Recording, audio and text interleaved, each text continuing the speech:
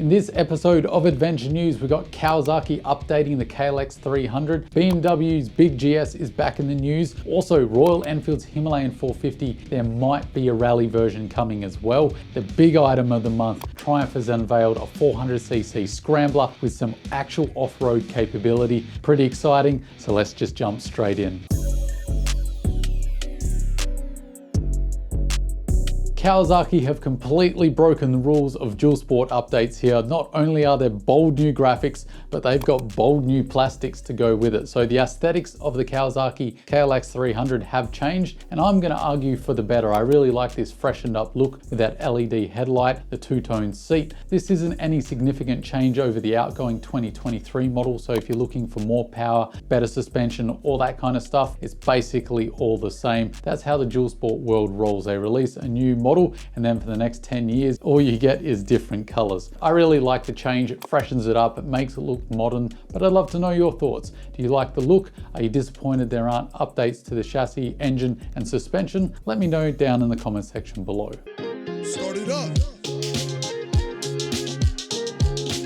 Next up, we've got the Royal Enfield Himalayan 450 back in the news. I feel like I've been covering this bike every week at the moment. There's so much information coming left, right, and center. And I want to shout out Khalil, I think that's how you pronounce your name. Apologies if I butchered it, mate. On Instagram, he sent me this story. It completely went over my head and I missed it. And the latest update is that we potentially have a rally version of the Himalayan, which is already touted to be a far more capable bike than the 411 that it will be replacing. So if you remember, it's supposed to have 40 horsepower, around 40 odd Newton meters of torque, and it's supposed to be far more off-road capable and lighter than the 411. Big news is that there's leaked photos of a Royal Enfield conference where they're talking about the entire platform based around this 450 single. And in that picture, you can see several different models. And we've seen various leaks of this, like the Roadster version that they're going to be doing and the regular version of the 450 Himalayan. But what you can see on the left there is what looks like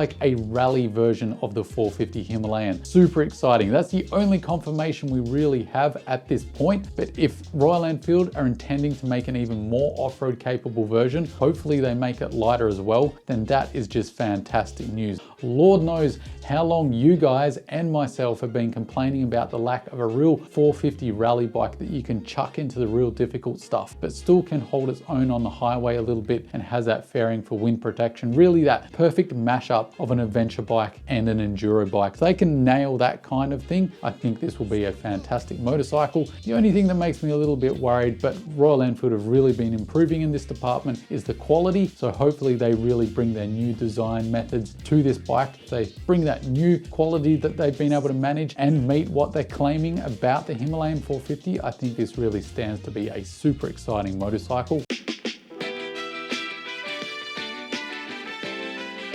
Aesthetically, I think they've knocked these bikes out of the park. They really look like they belong alongside the bigger Triumphs like the 1200XC and all the other bikes like the Trident. What usually happens, especially on the cheaper spectrum for scramblers, is usually that off-road capability is taken away to save money. But that's not actually the case here with this little 400. It actually has a few design features that make it more capable off-road than the road-going version. And the specs are pretty good. We've basically got 40 horsepower or 39.5 horsepower if you want to be pedantic at around 8,000 RPM, and a very healthy 37.5 foot-pounds of torque. So this is going to be a nice torquey little motor, which is what you want when you're doing off-road stuff. But let's talk about the specs that make this off-road capable. And it's like Triumph actually had a department that paid attention to what the consumer wants here. I know, shocking, right? So first off, we've got that 19-inch wheel, which immediately makes it more off-road capable than the speed version, which is the road-going version.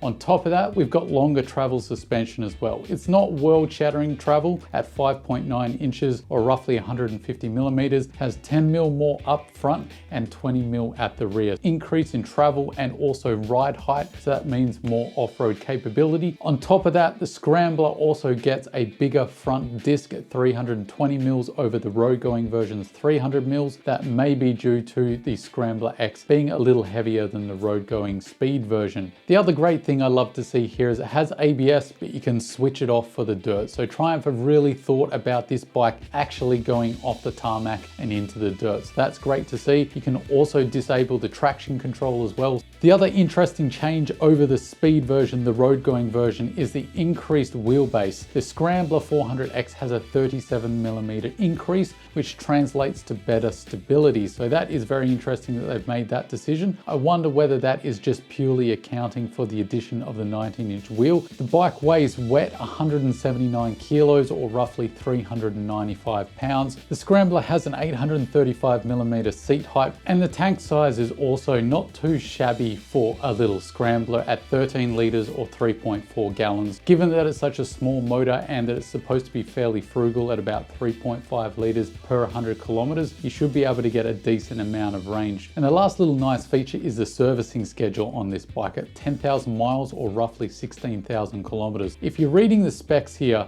it really is basically an adventure bike that looks really pretty. That is the appeal of Scramblers and why I think they're so popular. So as you can see, I'm pretty excited about this little Triumph, mainly because the aesthetics are on point, which is really hard to do at that price point, and gives me hope that maybe one day we'll see a really capable off-road version. I'm editing away the 400X video now, and the more I look at it, the more I'm thinking, there's a Tiger 400 in the bones of this Scrambler 400X. All you need to add is a fairing, spoke wheels, and a top rack, and you got yourself a damn adventure bike. So I wonder if Triumph have got the same thought. But realistically, that's basically a Tiger 400 already. Now, yes, it doesn't have spoke wheels. You've got a couple of screens you can get, so you've got wind protection covered. You've got panniers available as well, so you can take some luggage, and you've got a bash plate. So you've got your adventure bike right there in the 400X with appropriate accessories, and it looks fantastic as well. So realistically, this is decent competition to the G310GS, the KTM 390 Adventure, the CB500X. So this is going to be a very interesting option when it hits the showroom floors.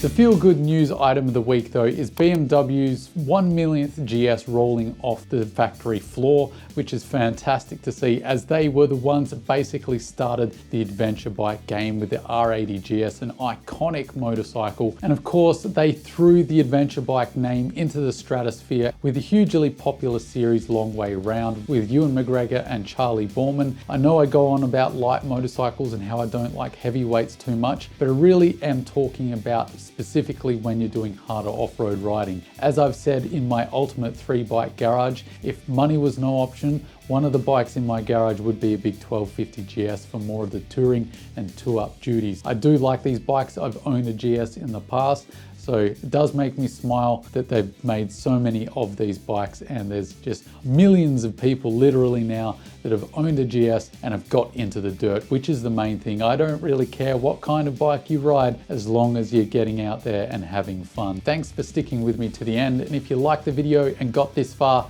hit that like button, consider subscribing and joining this fantastic off-road community. And as always, don't forget to stay shiny side up, and I'll see you in the next one.